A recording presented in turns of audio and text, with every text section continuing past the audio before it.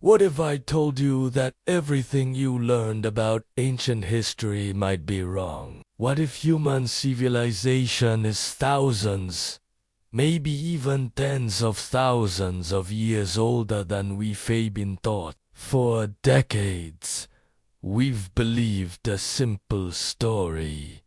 First came agriculture, then came villages, and finally cities and temples.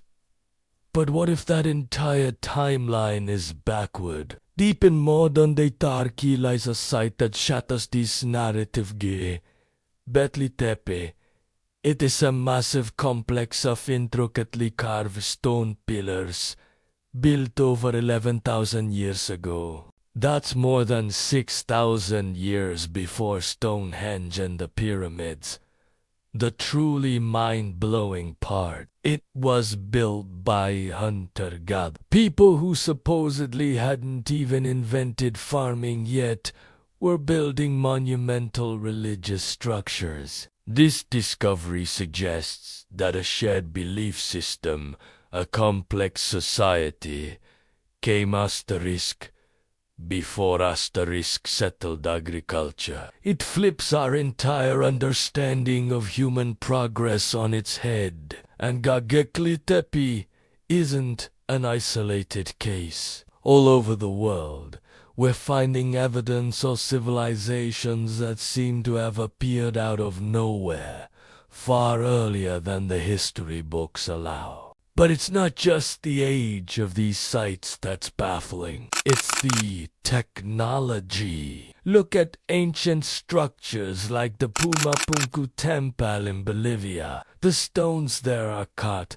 with such incredible precision that you uneven fit a razor blade between them. Some blocks have perfectly straight lines and right angles that look like they were machined. How did a culture without metal tools achieve this? Or consider the massive megalithic stones at sites like Baalbek in Lebanon, some weighing over 1,000 tons. That's heavier than anything our most powerful modern cranes can lift. Yet ancient people somehow quarried, transported, and placed these colossal blocks with pinpoint accuracy. Mainstream archaeology often dismisses these achievements as the result of simple tools and immense manpower. But when you look closely, that explanation just doesn't add up. The level of engineering sophistication suggests a lost technology,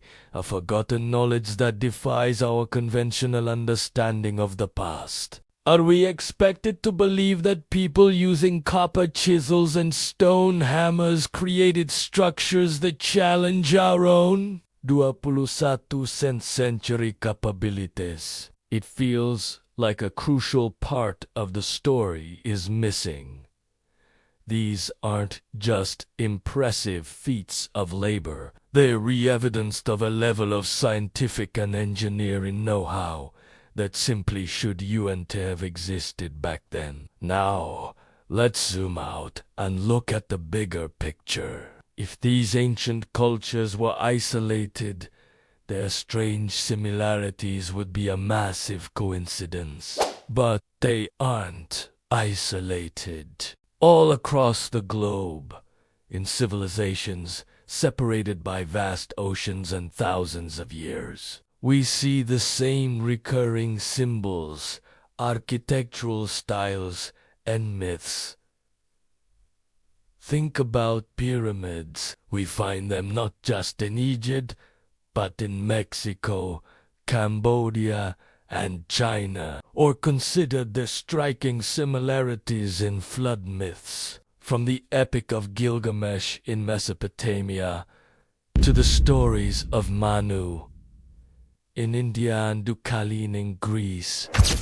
Cultures worldwide tell of a great deluge that wiped out a previous age of humanity. Even more intriguing are the shared symbols. The handbag of the gods motif, a strange purse-like object carried by deities, appears in ancient Sumerian carvings, in Göbekli Tepe, and even among the Olmecs in Mesoamerica. How did these disconnected cultures all dream up the same specific, unusual symbol? These patterns suggest something more than mere coincidence. They point to a shared source, a common ancestor, or perhaps a form of ancient, global contact that history has completely forgotten. It's as if a single,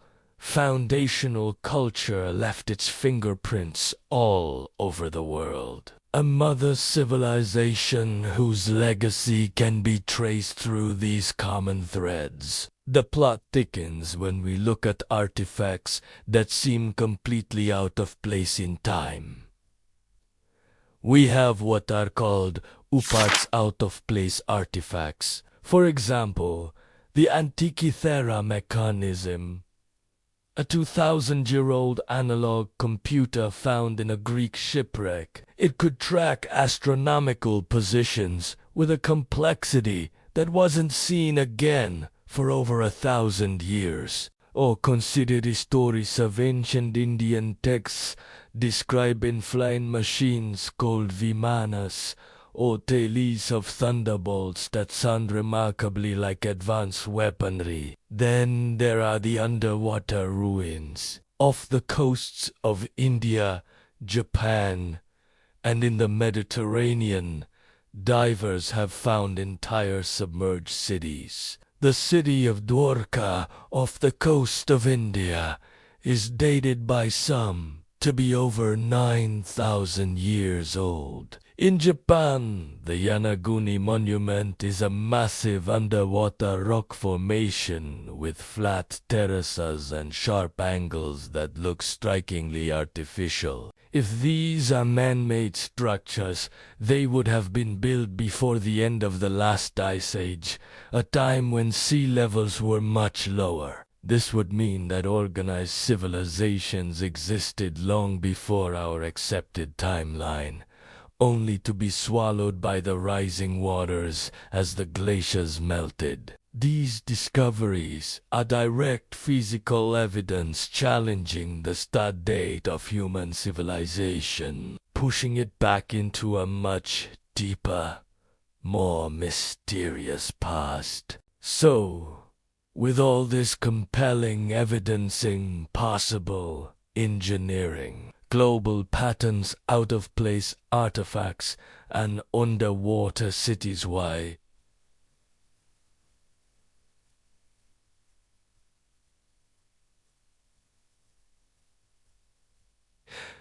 Isn't this front-page news? Why are these discoveries often relegated to the fringes of archaeology? The simple, uncomfortable answer is that acknowledging this evidence would require a complete rewriting.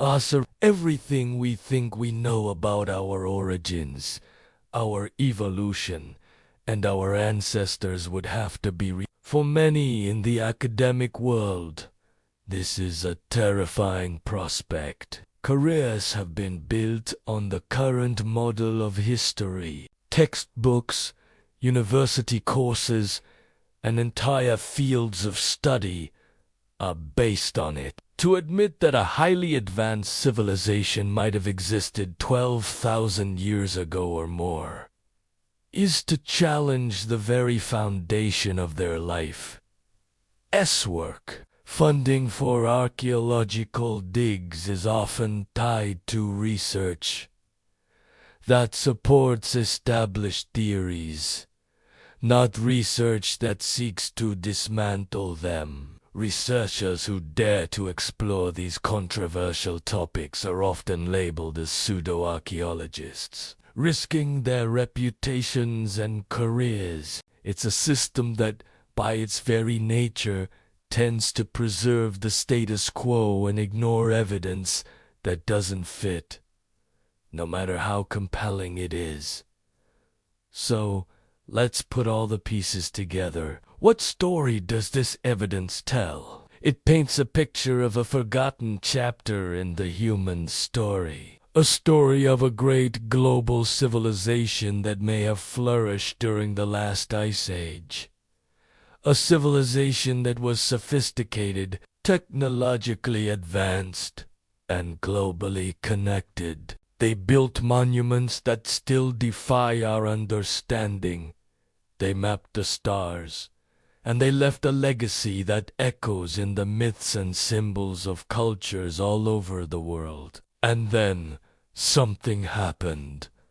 A cataclysm. It could have been the rapid climate change at the end of the Ice Age, which led to catastrophic sea level rise and massive flooding. It could have been a comet impact, like the one proposed in the Younger Dryas impact hypothesis, which would have triggered global fires, tidal waves, and a period of extreme cold. Whatever it was, this event was so devastating that it nearly wiped humanity off the face of the earth.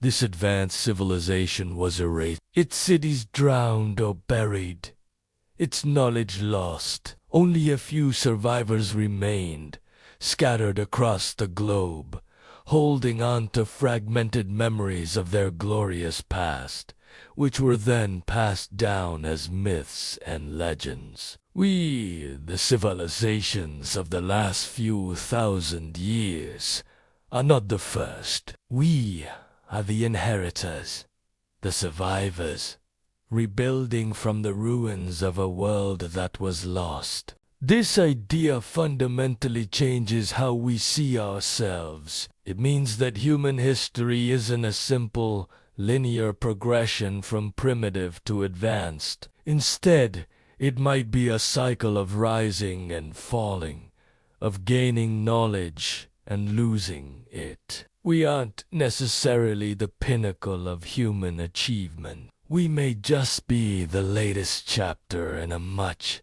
much longer book. The ruins of Göbekli Tepe and the stones of Puma Punko are not just mysteries of the past. They